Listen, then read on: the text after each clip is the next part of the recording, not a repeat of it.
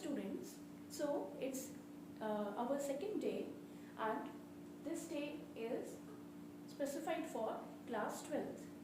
So today we will study about some basic information of sexual reproduction, because in 12th standard we are having our first chapter, sexual reproduction in angiosperms. Angiosperms are those which we consider the flowering plants. Before we go through that chapter, we must know its general information. तो sexual reproduction, तो reproduction क्या होता है? जिसकी help से हमारे new young ones की formation होती है, जो फिजिकली इंडिपेंडेंट होते हैं पेरेंट्स पे, और दिखने में वो अपने पेरेंट्स के सिमिलर होते हैं बट आइडेंटिकल नहीं होते. तो in case of sexual reproduction we require the presence of two individuals. One should be male and the other one should be female.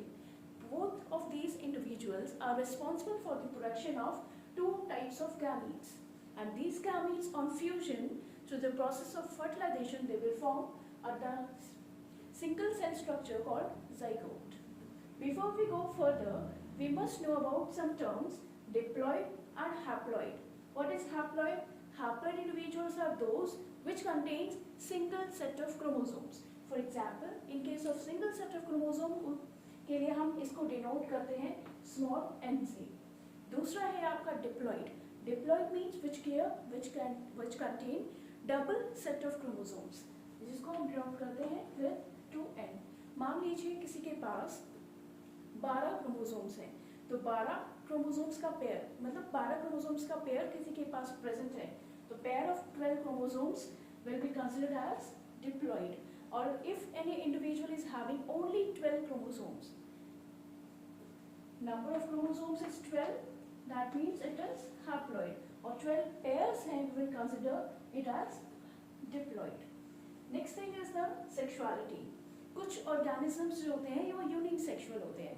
Unisexual means जिनके बॉडी में सिंगल सेक्सुअल ऑर्गन प्रेजेंट होते हैं, जैसे humans होते हैं. Human में mail और female separately exist करते हैं क्योंकि उनके पास डिफरेंट सेक्सुअल ऑर्गन्स प्रेजेंट होते हैं. कुछ ऐसे भी ऑर्गेनिजम्स होते हैं जिनकी बॉडी में दोनों सेक्सुअल ऑर्गन्स एक ही ऑर्गेनिज्म में प्रेजेंट होते हैं. उस कंडीशन को हम कहते हैं बाइसेक्सुअल. और इसके लिए हम एक और टर्म यूज करते हैं जिसे हम कहते हैं हर्माफ्रोडाइट.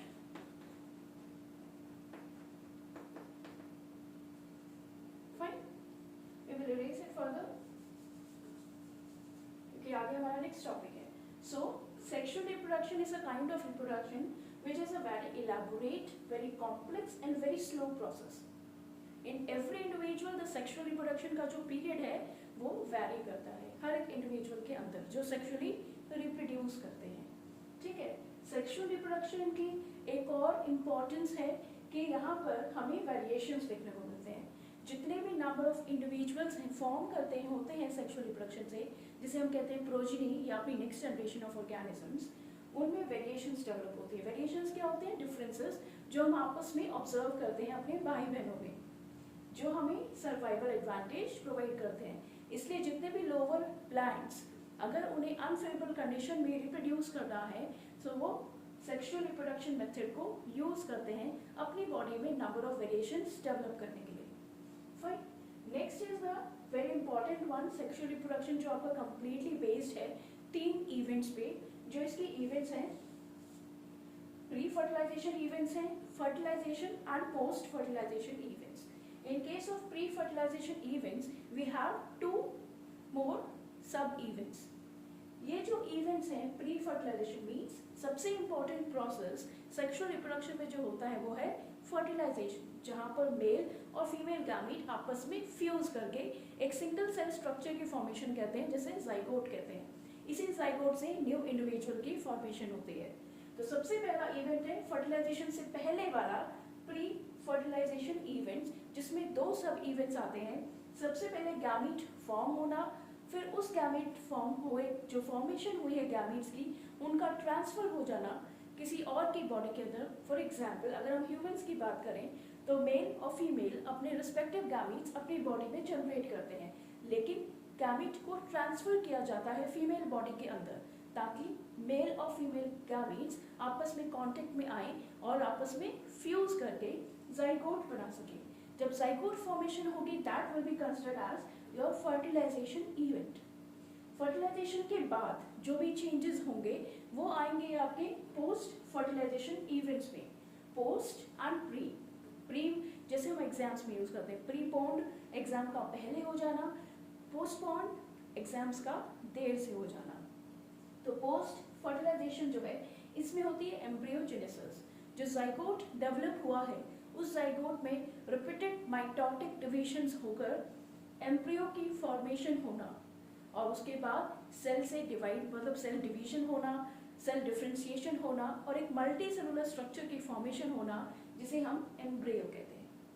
तो let's revise the topic once again.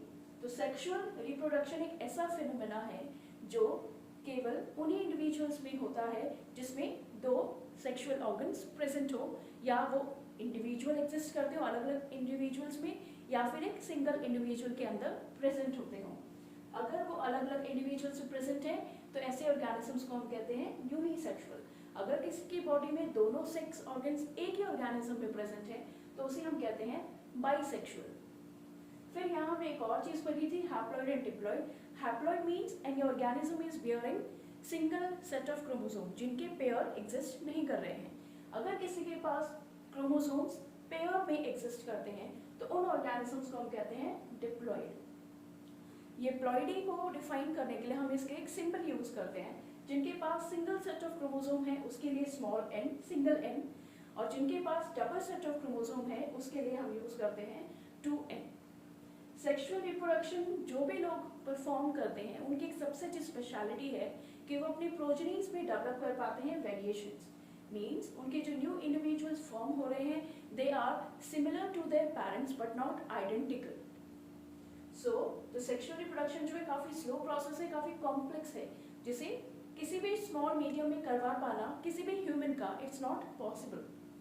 So here the events of sexual reproduction, 3 events are there: pre fertilisation, fertilisation and post fertilisation. Pre fertilisation में गैमीट फॉर्मेशन होती है और गैमीट का ट्रांसफर किया जाता है। फर्टिलाइजेशन में जाइगोट की फॉर्मेशन होती है। पोस्ट फर्टिलाइजेशन में एम्ब्रियोजेनेसिस होती है। ठीक है, नेक्स्ट अपनी जो वीडियो बनेगी उसमें मैं आपको इन तीनों इवेंट्स का एक्सप्लेनेशन प्रोवाइड करूंगी। बहुत ज़रूरत है उस एक्सप्लेनेशन की बिकॉज ये हम पढ़ते हैं 11th स्टैंडर्ड पे। अगर आपको ये क्लियर नहीं होगा कि ये स्टेप्स कैसे हो रहे हैं, कौन सा माइटोटिक है, कौन सा मियोटिक डिविजन्स है, टाइप्स ऑफ सेल डिवीजन हम 9th क्लास में पढ़ते हैं but that are the basics ones. 11th में आपने पढ़ा होगा, भूल जाते हैं बच्चे, तो 12th में उसकी आपको बहुत ज़्यादा रिक्वायरमेंट है। इसे जो नेक्स्ट वीडियो में ड्रॉप बनाऊंगी that will be about the events of sexual reproduction, जिसको हम ब्रीफ में स्टडी करेंगे हर एक इवेंट को बारे बारे। Okay, thank you for today.